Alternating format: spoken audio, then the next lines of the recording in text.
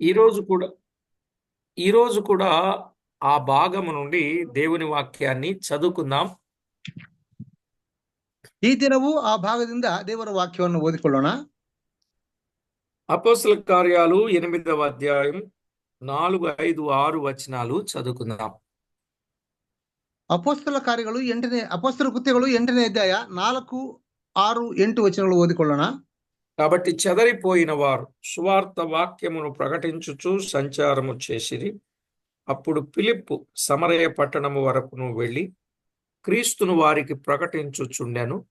జనసమూహములు విని ఫిలిప్పు చేసిన సూచక్రియలను చూచినందున అతడు చెప్పిన మాటల యందు ఏక మనసుతో లక్ష్యముంచగా అని చూస్తున్నాం. ಈ ಮೊದಲ 4ರಿಂದ 6 ವಚನಗಳನ್ನು ನಾನು ಕನ್ನಡದಲ್ಲಿ ಓದ್ತಾ ಇದ್ದೇನೆ. ಚದರಿ ಹೋದವರು ಅಲ್ಲಲ್ಲಿ ಹೋಗಿ ಸುವಾರ್ತ ವಾಕ್ಯವನ್ನು ಸಾರುತ್ತಿದ್ದರು. ಫಿಲಿಪ್ಪನು ಸಮರ್ಯವೆಂಬ ಪಟ್ಟಣಕ್ಕೆ ಹೋಗಿ ಕ್ರಿಸ್ತನನ್ನು ಅಲ್ಲಿರುವವರಿಗೆ ಪ್ರಕಟಿಸಿದನು. ಗುಂಪಾಗಿ ಕೂಡಿದ ಜನಗಳು ಫಿಲಿಪ್ಪನ ಮಾತುಗಳನ್ನು ಕೇಳಿ ಅವನು ಮಾಡಿದ ಸೂಚಕ ಕಾರ್ಯಗಳನ್ನು ನೋಡಿ ಅವನು ಹೇಳಿದ ಸಂಗತಿಗಳಿಗೆ ಏಕ ಮನಸ್ಸಾಗಿ ಲಕ್ಷ್ಯವಿಟ್ಟರು. చదవబడిన ఈ లేఖన భాగమును బట్టి ప్రార్థన చేసి వాక్యాన్ని విందాం. ಓದಲ್ಪಟ್ಟ ಈ ವಾಕ್ಯ ಕುರಿತಾಗಿ ಪ್ರಾರ್ಥನೆ ಮಾಡಿ ವಾಕ್ಯವನ್ನು ಕೇಳೋಣ. పరిశుద్ధుడవైన మా తండ్రి, పరమందు ఆసీనుడవైన మా దేవ, మీ ఘననామానికి స్తోత్రములు. ಪರಿಶುದ್ಧನಾದ ನಮ್ಮ ಕರ್ತನೆ, ಪರಲೋಕದಲ್ಲಿ ಆಸೀನನಾಗಿರುವಂತಹ ದೇವರೇ, ನಿನ್ನ ಘನನಾಮಕ್ಕೆ ಸ್ತೋತ್ರವನ್ನು ಸಲ್ಲಿಸುತ್ತಿದ್ದೇವೆ. చదవబడిన లేఖన భాగమును దీవించండి. మా అందరితో తేటగాను సూటిగాను స్పష్టముగాను మాట్లాడండి.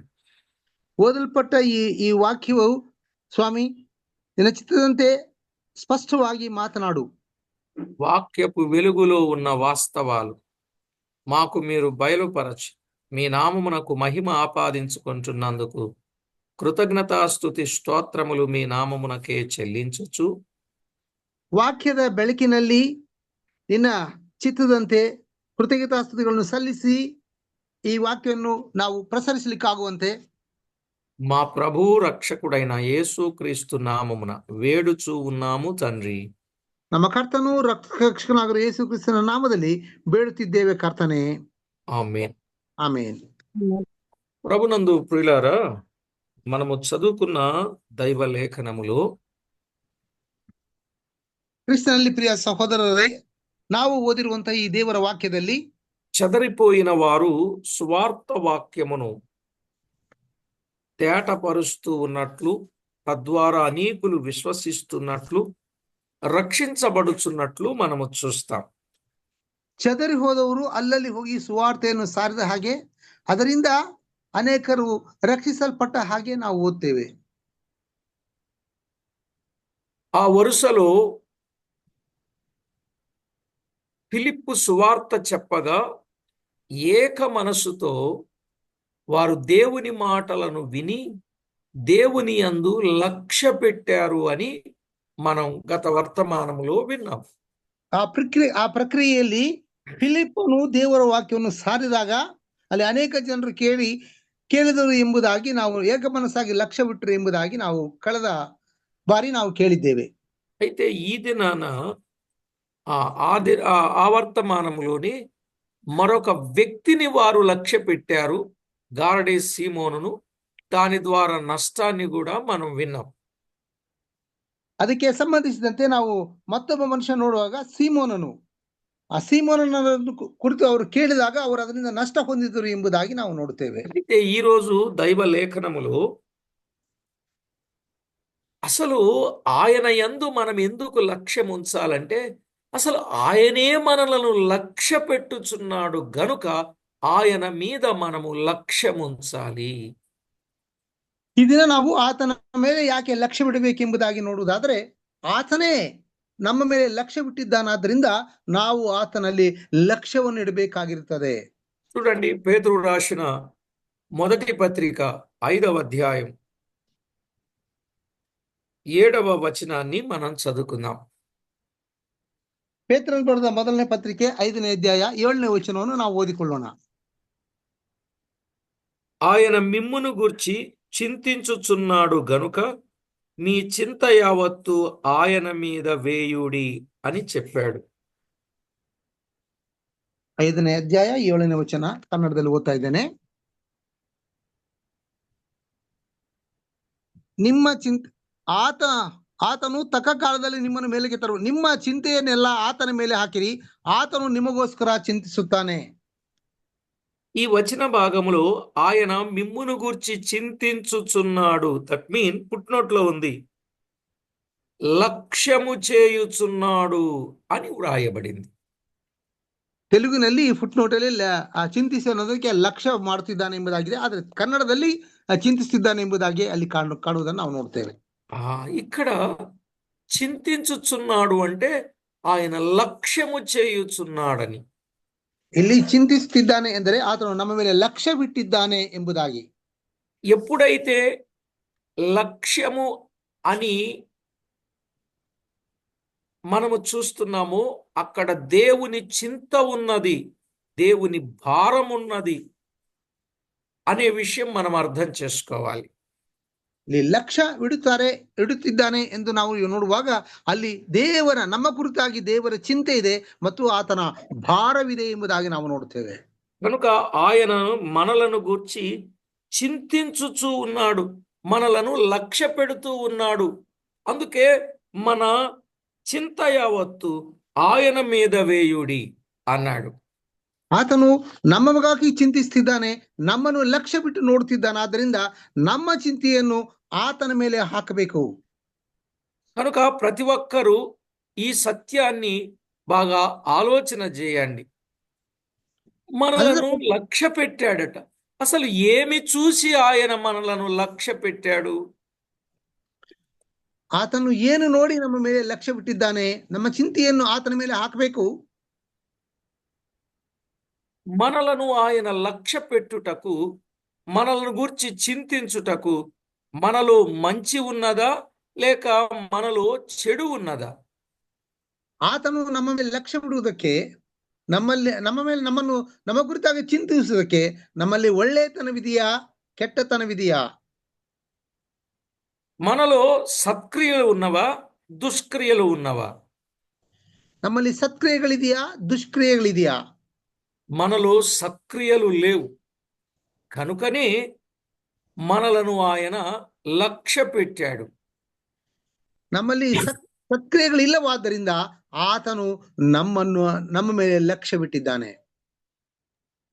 దేవుని వాక్యంలో వ్రాయబడినటువంటి సత్యాన్ని గుర్తించినప్పుడు ఆయనకి ఏమిటి చింత అనే మాటలు గుర్తొచ్చినప్పుడు, ప్రియులారా, ఆదికాండములో అసలు మనలను చేసినందుకే ఆయన చింతించినట్లుగా చూస్తాం. ಆತನು ನಮಗಾಗಿ ಚಿಂತಿಸುವವನಾಗಿದ್ದಾನೆ ಎಂದರೆ ನಾವು ಆದಿಕಾಂಡದಲ್ಲಿ ನೋಡುವಾಗ ಆತನು ನಮ್ಮನ್ನು ಮಾಡಿದ್ದಕ್ಕಾಗಿ, ನಮ್ಮನ್ನ ಕ್ರಿಯೇಟ್ ಮಾಡಿದ್ದಕ್ಕಾಗಿ, ನಮ್ಮನ್ನು ಉಂಟು ಮಾಡಿದ್ದಕ್ಕಾಗಿ ಆತನು ಚಿಂತಿಸುತ್ತಿದ್ದಾನೆ ಎಂಬುದಾಗಿ ನಾವು ನೋಡ್ತೇವೆ.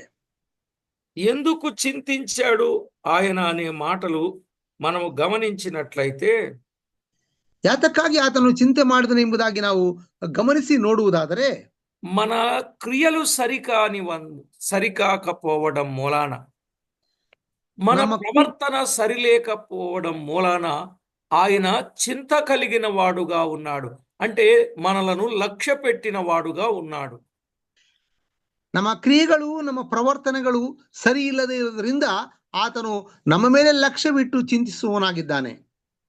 ఆయన ఈ నరులను సృజించినందుకు విచారపడ్డాడని, సంతాపపడ్డాడని కూడా వ్రాయబడింది.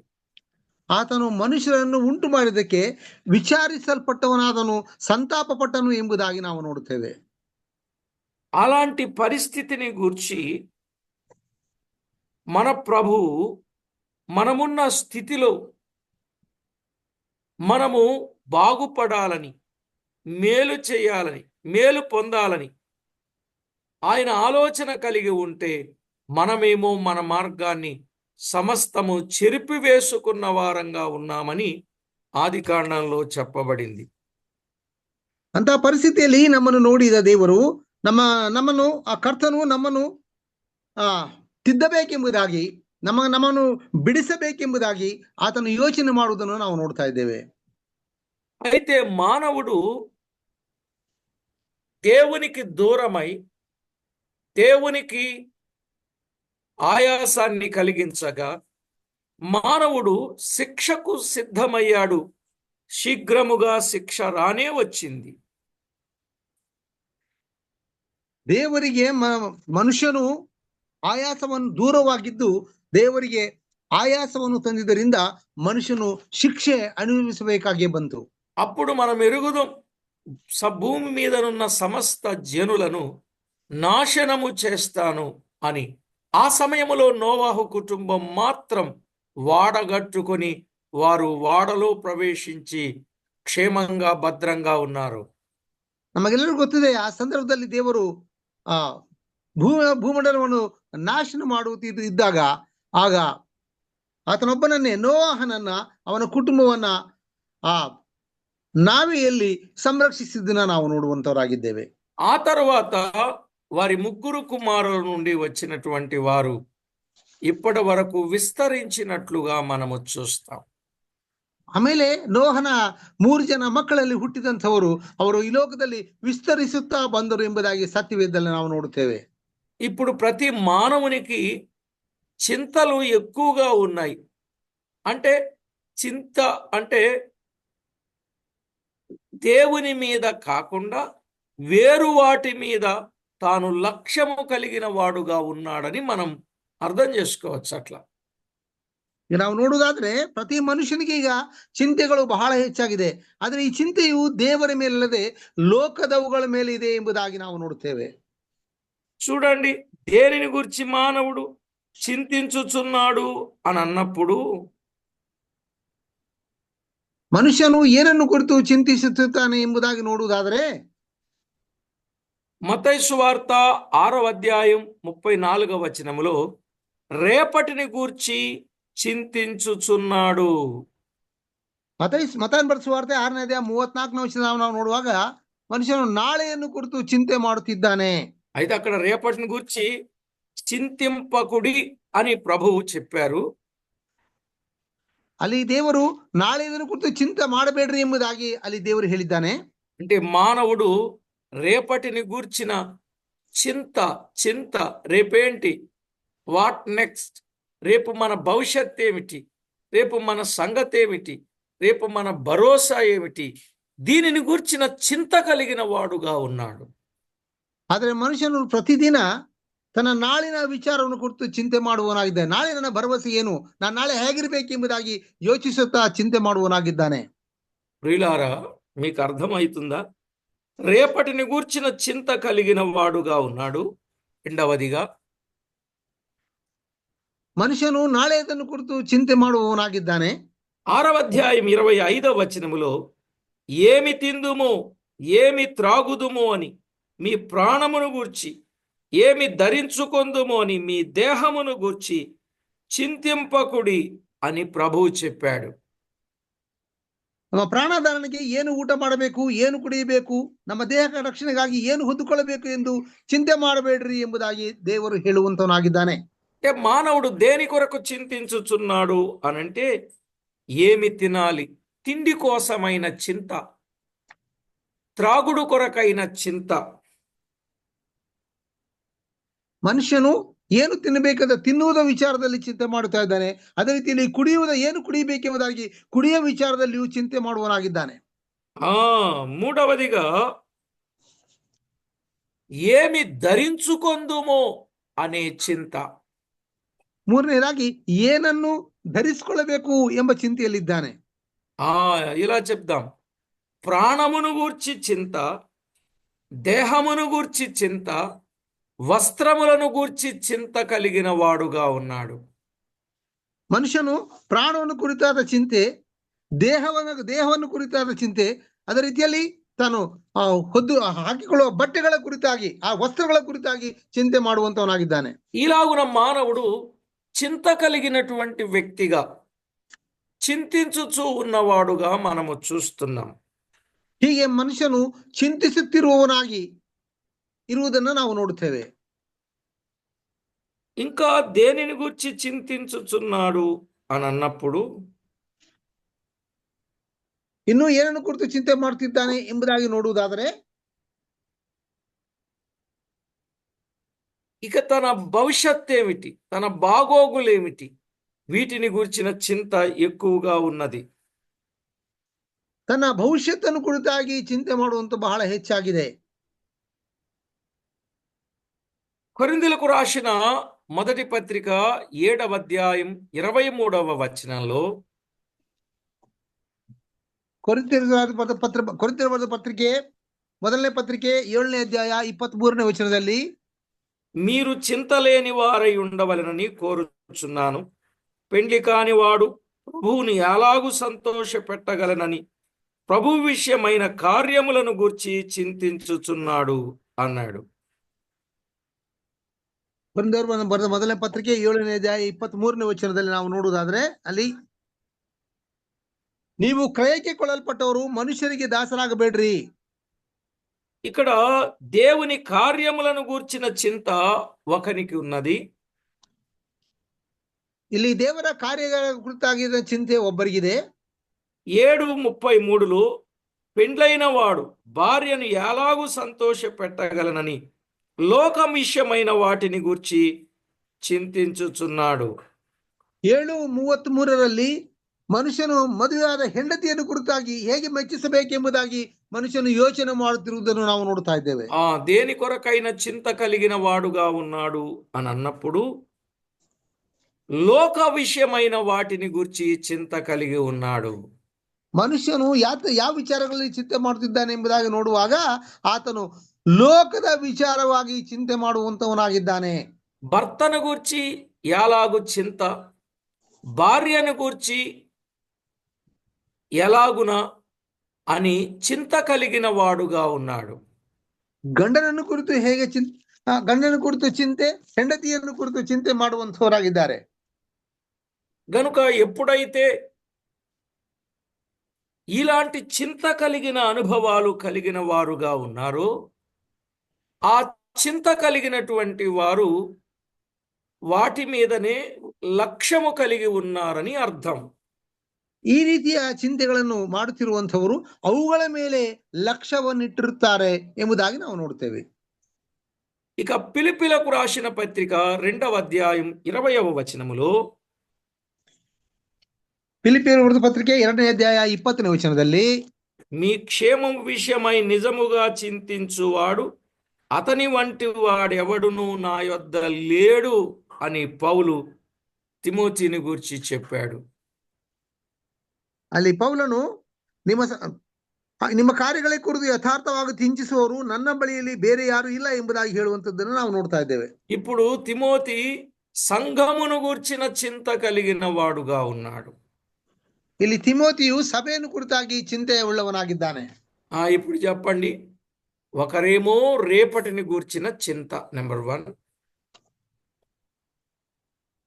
ಒಬ್ಬರೇ ನೋಡುವುದಾದ್ರೆ ನಾಳೆಯನ್ನು ಕುರಿತಾದ ಚಿಂತೆ, 2 తిండిని గూర్చిన చింత, ಎರಡನೇದು ತಿಂಡಿಯ ಕುರಿತಾದ ಚಿಂತೆ, 3 త్రాగుడును గూర్చిన చింత, ಮೂರನೇದಾಗಿ ಕುಡಿಯುವ ವಿಚಾರವಾಗಿ ಚಿಂತೆ, వస్త్రములను గూర్చిన చింత 4, ನಾಲ್ಕನೇದು ಬಟ್ಟೆಗಳ ಕುರಿತಾದ ಚಿಂತೆ, 5 దేహమును గూర్చిన చింత, ಐದನೇದು ದೇಹವನ್ನು ಕುರಿತಾದ ಚಿಂತೆ, 6 ప్రాణమును గూర్చిన చింత, ಆರನೇದು ಪ್ರಾಣ ಕುರಿತಾದ ಚಿಂತೆ, 7 భార్యను గూర్చిన చింత భర్తకు, ಏಳನೇದು ಗಂಡನಿಗೆ ಹೆಂಡತಿಯನ್ನು ಕುರಿತಾದ ಚಿಂತೆ, 8 భర్తను గూర్చిన చింత భార్యకు, ಹೆಂಡತಿಗೆ ಗಂಡನನ್ನು ಕುರಿತಾದ ಚಿಂತೆ, ಎಂಟನೇದಾಗಿ 9 ప్రభు కార్యములను గూర్చిన చింత, 9 ಕರ್ತನ ಕಾರ್ಯಗಳನ್ನು ಕುರಿತಾದ ಚಿಂತೆ, 10 సంఘమును గూర్చిన చింత. 10ನೇದು ಸಭೆಯ ಕುರಿತಾದ ಚಿಂತೆ. ప్రియులారా,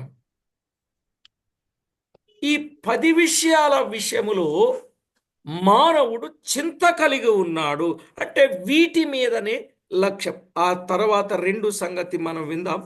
ఈ 8 మీదని మానవుడు ఎక్కువగా లక్ష్యము కలిగిన వాడుగా ఉన్నాడు. ಈ 8 ವಿಚಾರಗಳಲ್ಲಿ ಮಾನವನು ಹೆಚ್ಚು ಲಕ್ಷ್ಯ ಉಳ್ಳವನಾಗಿದ್ದಾನೆ. మరలా చెప్తారా మీలో ఎవరైనా వరుసగా రాసిన వారు? వేటిని గూర్చిన చింత కలిగి ఉన్నాడు మానవుడు? ನಿಮ್ಮಲ್ಲಿ ಯಾರ್ಯಾರು ಅನ್ಮ್ಯೂಟ್ ಮಾಡ್ಕೊಂಡು ಹೇಳ್ತೀರಾ ಮನುಷ್ಯನು ಯಾವುದನ್ನು ಕುರಿತಾಗಿ ಚಿಂತೆ ಮಾಡುವವನಾಗಿದ್ದಾನೆ ಎಂಬುದಾಗಿ?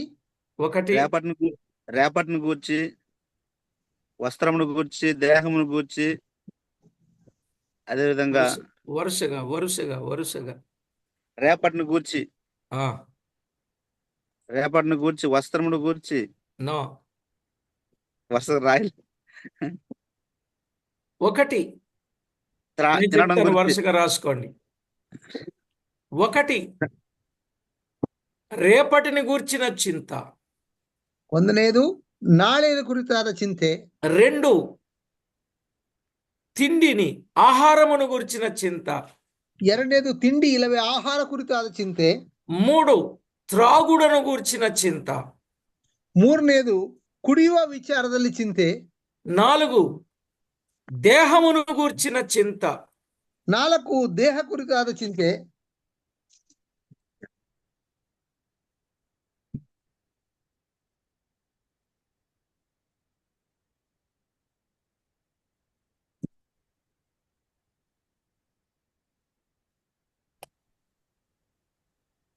దేహమును గూర్చిన చింత. ನಾಲ್ಕು ದೇಹ ಕುರಿತಾದ ಚಿಂತೆ. నాలుగు, ఐదు ఐదు చెప్పండి. ఐదు. ప్రాణం ఆరు, ఐదు ప్రాణమును గూర్చిన చింత. ಐದನೇದು ಪ್ರಾಣವನ್ನು ಕುರಿತಾದ ಚಿಂತೆ. ఆరు,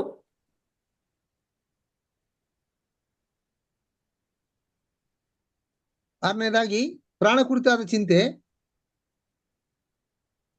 ఆ,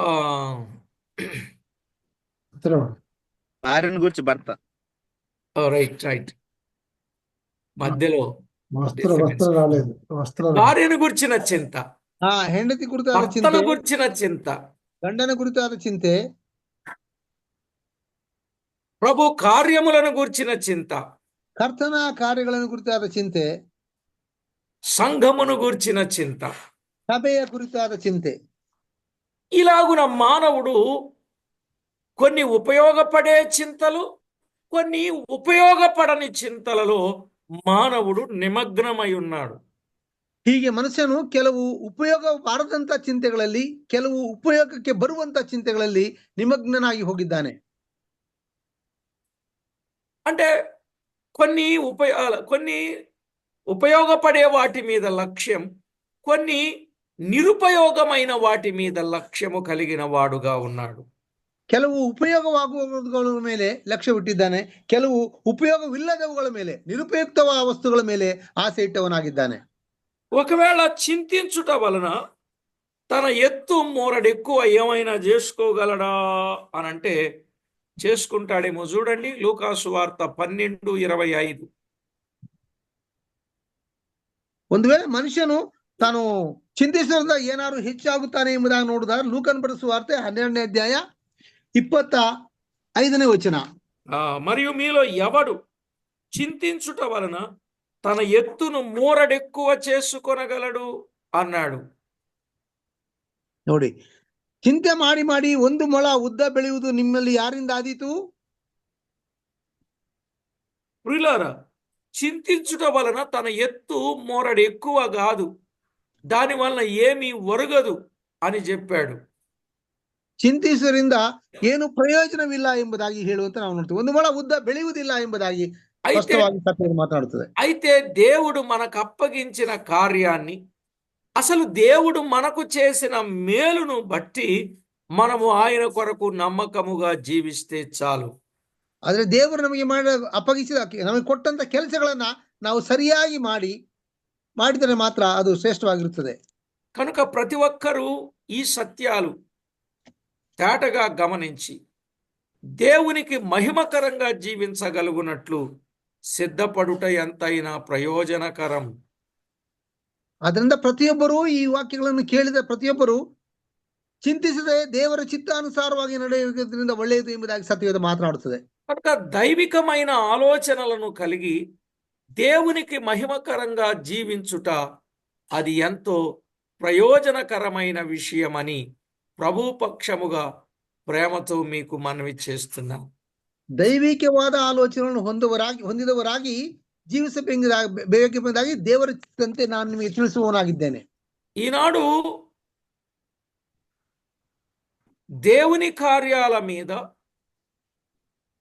సంఘము కొరకైన చింత కలిగి ఉండుట మంచిదే గాని కాని వాటి కొరకు చింత కలిగి ఉండుట మంచిది కాదు. ಈ ದಿನಗಳಲ್ಲಿ ದೇವರ ಕ್ರಿಯೆಗಳಿಗಾಗಿ ಸಭೆಗಾಗಿ ಚಿಂತೆ ಪಟ್ಟವರಾಗಿರಬೇಕು ಬಿಟ್ಟರೆ ಬೇರೆ ವಿಚಾರಗಳಿಗಾಗಿ ಚಿಂತೆ ಪಡಬಾರದು ಎಂಬುದಾಗಿ ಸತ್ಯವೇದ ಮಾತನಾಡುತ್ತದೆ. కొరింథీయులకు రాసిన మొదటి పత్రిక 7:33 ప్రకారం లోక విషయమైన వాటిని గూర్చిన చింత 10వ పాయింట్. లోక విషయమైన వాటిని గూర్చిన చింత కలిగిన వాడుగా ఉన్నాడు మానవుడు. 10ನೇದಾಗಿ ನಾವು ನೋಡುವಾಗ ಕೊರಿಂಥದವರ ಮೊದಲನೇ ಪತ್ರಿಕೆ 7ನೇ ಅಧ್ಯಾಯ 33ನೇ ವಚನ. ಕೊರಿಂಥದವರ ಮೊದಲನೇ ಪತ್ರಿಕೆ 7ನೇ ಅಧ್ಯಾಯ 33ನೇ ವಚನದಲ್ಲಿ, ಒಂದು ನಿಮಿಷ ನಾನು ಓದ್ತೀನಿ. ಮೊದಲನೇ ಪತ್ರಿಕೆ 7ನೇ ಅಧ್ಯಾಯ 33ನೇ ವಚನ.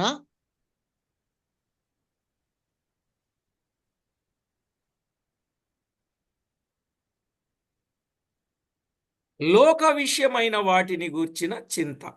ಲೋಕದ ವಾದಗಳನ್ನು ಕುರಿತಾದ ಚಿಂತೆ ಅಲ್ಲಿದೆ. సరే ప్రియులారా,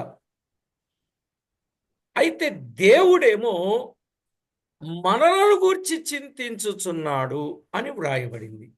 ಆದರೆ ದೇವರು ಮಾತ್ರ ನಮ್ಮನ್ನು ಕುರಿತಾಗಿ ಚಿಂತಿಸುವವನಾಗಿದ್ದಾನೆ ಎಂಬುದಾಗಿ ಬರೆಯಲ್ಪಟ್ಟಿದೆ. ఆయన మనలను లక్ష్య పెట్టి పరలోకమును మహామహిమను విడిచిపెట్టి ఈ లోకానికి దీనుడుగా దాసుడుగా రిక్తుడుగా తగ్గించుకొని వచ్చాడు. ಆತನು ನಮ್ಮ ಮೇಲೆ ಲಕ್ಷ್ಯವಿಟ್ಟವನಾಗಿ ಪರಲೋಕವನ್ನು ಬಿಟ್ಟು ದೀನನಾಗಿ ರಿಕ್ತನಾಗಿ ಸಂಪೂರ್ಣ ತಾನು ತಗ್ಗಿಸಿಕೊಂಡವನಾಗಿ ಈ ಲೋಕಕ್ಕೆ ಬಂದಿರುವುದನ್ನು ನಾವು ನೋಡ್ತಾ ಇದ್ದೇವೆ. ఆయన మనందరి నిమిత్తమై తన విలువైన ప్రాణాన్ని పెట్టి ఆయన మరణించి సమాధి చేయబడి తిరిగి లేచాడు అనే సత్యం ఈ చెదరిపోయిన వారు ప్రకటిస్తున్నారు. ಆತನು ನಮ್ಮೆಲ್ಲರ ಪ್ರಯುಕ್ತವಾಗಿ, ನಮ್ಮೆಲ್ಲರ ನಿಮಿತ್ತವಾಗಿ ಆತನು ಪರಲೋಕದಿಂದ ಇಳಿದು ಬಂದು ಇಲ್ಲಿ ತಾನು ಸತ್ತು ಸಮಾಧಿಯಲ್ಲಿ ಇಳಪಟ್ಟು 3 ದಿವಸದಲ್ಲಿ ಎದ್ದನು ಎಂಬುದಾಗಿ ನಾವು ನೋಡುತ್ತೇವೆ. ఈ విషయాలు కొంచెం మనం ఆలోచన చేయాలా? దైవ లేఖనములో వ్రాయబడిన వాస్తవిక సత్యాన్ని మనము గుర్తించాల. దేవునికి మహిమకరమైనటువంటి జీవితాన్ని మనము జీవించాల.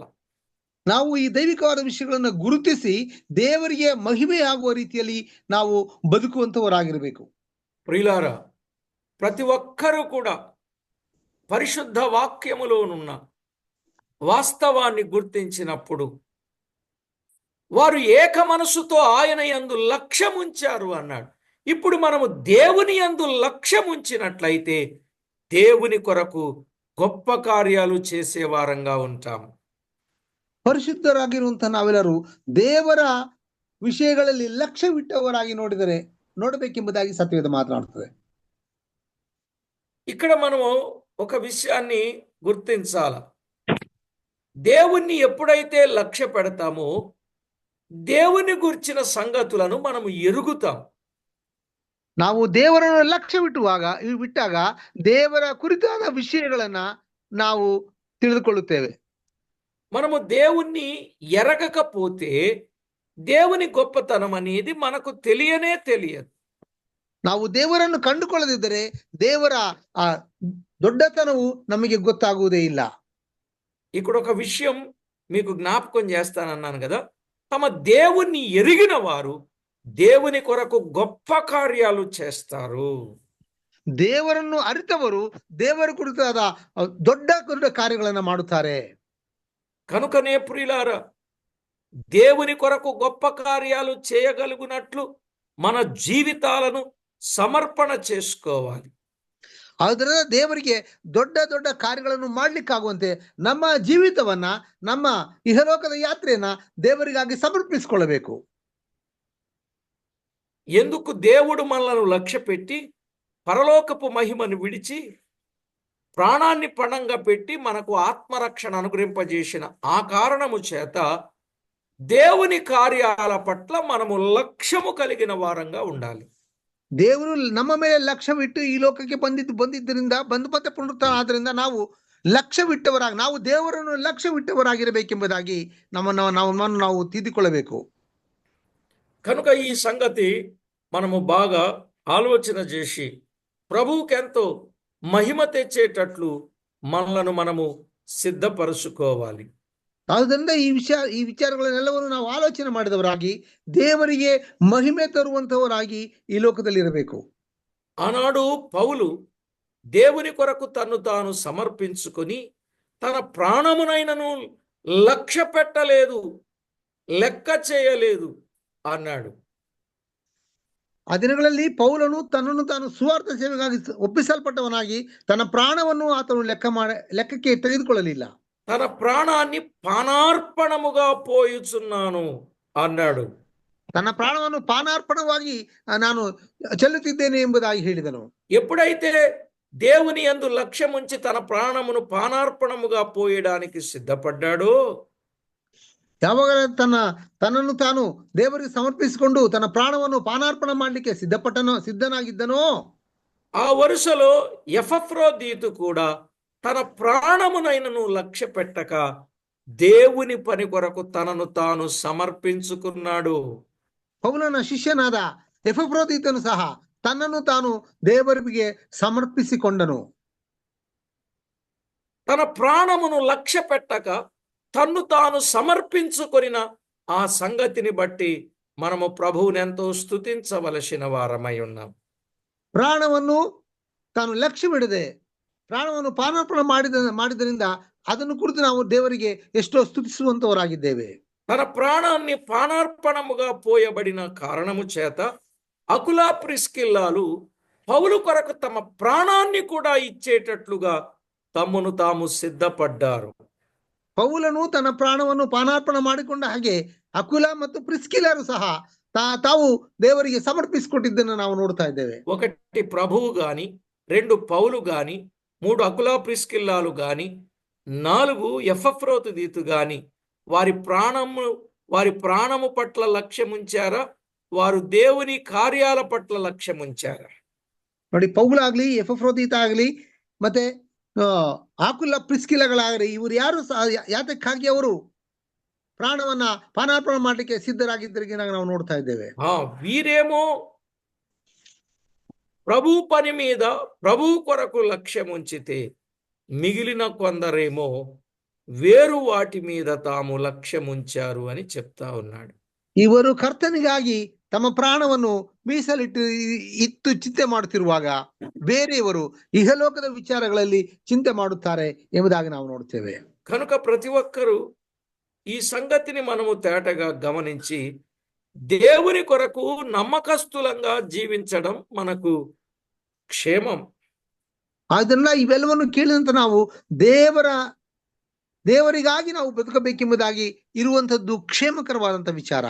దేవుని మాటల యందే లక్ష్యం ఉంచాలి, ప్రయోజనకరమైన వాటి యందే లక్ష్యం ఉంచాలి, ప్రభువు మీదనే లక్ష్యం ఉంచాలి, ప్రభు సంఘము కొరకనే లక్ష్యము కలిగి ఉండాలి. మిగిలిన వాటి మీద మనము లక్ష్యము కలిగి ఉండవలసిన అవసరత లేదు. ನೋಡಿ, ನಾವು ಕರ್ತನಿಗಾಗಿ ಮೀಸಲಿಡಬೇಕು, ಹಾಗೆ ಮತ್ತೆ ನಾವು ಬೇರೆ ವಿಚಾರಗಳಲ್ಲಿ ನಾವು ಮೀಸಲಿಡಬಾರದು ಎಂಬುದು, ನಮ್ಮ ವಿಷಯವನ್ನು ಮೀಸಲಿಡಬಾರದು ಎಂಬುದಾಗಿ ನಾವು ನೋಡ್ತೇವೆ.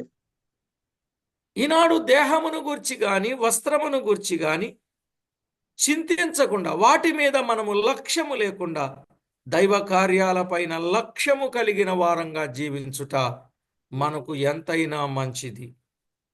ಈ ದಿನಗಳಲ್ಲಿ ದೇಹದ ಮೇಲಾಗಲಿ ವಸ್ತ್ರಗಳ ಮೇಲಾಗಲಿ ಮನಸ್ಸಿಡದೆ ದೈವ ಕಾರ್ಯಗಳ ಮೇಲೆ ಇರುವುದು ಒಳ್ಳೆಯದು ಎಂಬುದಾಗಿ ನಾವು ಯೋಚನೆ ಮಾಡಬೇಕಾಗಿದೆ.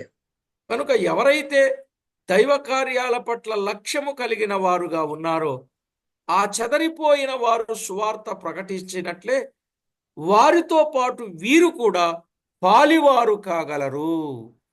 ದೇವರ ಕೆಲಸಗಳಲ್ಲಿ ಚದರಿ ಹೋದಂತವರು ಬಂದು ಮತ್ತೆ ದೇವರ ವಾಕ್ಯವನ್ನು ಸಾರಿದ ಹಾಗೆ ಈಗ ಜೀವಿತರಾಗಿರುವಂತಹ ನಾವು ಅವರ ಹಾಗೆ ನಮ್ಮನ್ನು ನಾವು ಸರಿಪಡಿಸಿಕೊಂಡು ಸಭೆಯನ್ನು ಕಟ್ಟುವುದರಲ್ಲಿ ನಾವು ಮುಂದುವರಬೇಕಾಗಿದೆ. ఇప్పుడు మీరు చెప్పండి, ఈ చెదరిపోయిన వారు వేటిని గూర్చి చింత కలిగిన వారుగా లేక వేటిని గూర్చి లక్ష్యము కలిగిన వారుగా ఉన్నారు? ಈಗ ನೀವು ಹೇಳಿ, ಚದರಿ ಹೋದವರು ಯಾವುದನ್ನು ಕುರಿತಾಗಿ ಚಿಂತಿಸುವಂತವರಾಗಿದ್ದರು? వేటిని గురించి అండి? మీకు తెలుసు, చెప్పటంలే. వారు ప్రభు కార్యాలను గూర్చి చింత కలిగి ప్రభువును ప్రకటించుటయే వారి ఆలోచన అయ్యుండి దినదినము దేవునికి దగ్గరగా జీవిస్తూ ఆయన నామస్మరణ చేస్తూ ఎంతటి శ్రమనైనను వారు నిర్లక్ష్య పెట్టి దేవుని కొరకు లక్ష్యము కలిగిన వారుగా ఉన్నారు. ಅವರು ದೇವರ ಕಾರ್ಯಗಳನ್ನು ಪ್ರಕಟಣೆ ಮಾಡುತ್ತಾ ದೇವರಿಗಾಗಿ ತಮ್ಮನ್ನು ಮೀಸಲಿಟ್ಟು ಅವರು ದೇವರಿಗಾಗಿ ದೇವರಿಗಾಗಿ ಕೃತಜ್ಞತೆಯನ್ನು ಸಲ್ಲಿಸುತ್ತಾ ಶ್ರಮೆಗಳನ್ನು ಸಹ ಸಹಿಸಿಕೊಂಡಿದ್ದರು ಎಂಬುದಾಗಿ ನಾವು ನೋಡ್ತೇವೆ. మనము సొంత కార్యముల మీద లేక లోక కార్యముల మీద లక్ష్యము కలిగి ఉన్నట్లయితే తద్వారా నష్టం ఉన్నదండి. ನಾವು ಸ್ವಂತ ಕಾರ್ಯಗಳ ಮೇಲೆ ಇಲ್ಲವೇ ಈ ಲೋಕದ ಕಾರ್ಯಗಳ ಮೇಲೆ ನಾವು ಲಕ್ಷ್ಯವಿಟ್ಟುವುದಾದ್ರೆ ನಮಗೆ ತುಂಬಾ ನಷ್ಟವಾಗುತ್ತದೆ ಎಂಬುದಾಗಿ ನಾವು ತಿಳ್ಕೊಳ್ಳುವಂತವರಾಗಿದ್ದೇವೆ. కాబట్టి ప్రతి ఒక్కరూ ఇట్టి సత్యాన్ని మీరు గుర్తించి దేవునికి ఎంతో మహిమ, ఘనత, కీర్తి ప్రభావములను ఆరోపించేటట్లు ప్రతివారు సిద్ధపడాలని ప్రేమతో మనవి చేస్తున్నాను.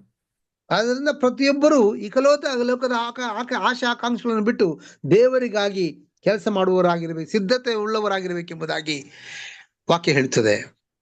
అన్ని విషయాలలో ప్రభువును సంతోష పెట్టగలుగునట్లు శ్రమ అయినా, ఇరుకైనా, ఇబ్బందైనా, వ్యాధైనా, బాధైనా దేవుని కొరకు సహిస్తూ దేవుని కార్యాలని లక్ష్యము చేస్తూ ఉన్నప్పుడు ప్రభు ఇంకా మనలను ఘనముగా బలముగా ఉపయోగించగలడు.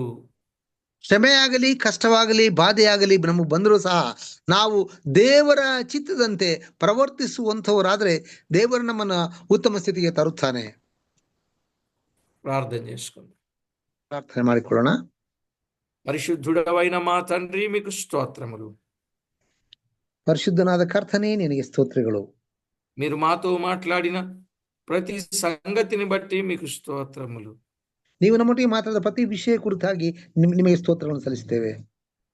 చెప్పబడిన వర్తమానం అందరి హృదయాలలో ఫలించునట్లు ఆత్మకార్యము జరిగించి మహిమా, ఘనత, కీర్తి, ప్రభావాలు పొందమని కోరుచు ಹೇಳಲ್ಪಟ್ಟ ಎಲ್ಲ ವಾಕ್ಯಗಳು ಆ ಮನುಷ್ಯರ ಹೃದಯದಲ್ಲಿ ಕೆಲಸ ಮಾಡಿ ಮಹಿಮಗಳ ನಡೆಸಕ್ಕಾಗುವಂತೆ మా ప్రభువు రక్షకుడైన యేసు క్రీస్తు నామమున స్తోత్రము చెల్లించి వినయులమై వేడుచూ ఉన్నాము తండ్రి. ನಮ್ಮ ಕರ್ತನೂ ರಕ್ಷಕನಾಗಿರುವ ಯೇಸು ಕ್ರಿಸ್ತನ ನಾಮದಲ್ಲಿ ಬೇಡುವಂತರಾಗಿದ್ದೇವೆ ಕರ್ತನೆ. ಆಮೆನ್. ಆಮೇನ್.